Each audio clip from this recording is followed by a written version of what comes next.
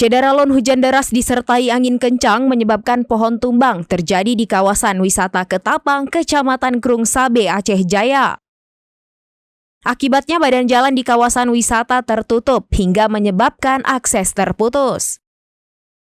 Berdasarkan keterangan dari masyarakat setempat, kejadian itu sendiri terjadi pukul 15.40, di mana saat itu Aceh Jaya sedang diguyur hujan hebat disertai angin kencang.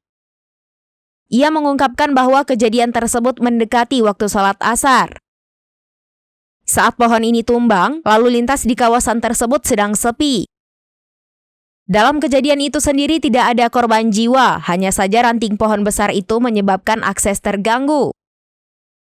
Amatan serambinews.com di lapangan, sejumlah personil dari Polres Aceh Jaya sedang melakukan pembersihan pohon tersebut dibantu personil Brimob.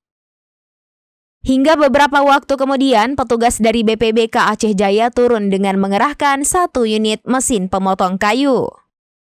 Dari Aceh Jaya, Rizky Bintang, serambinews.com.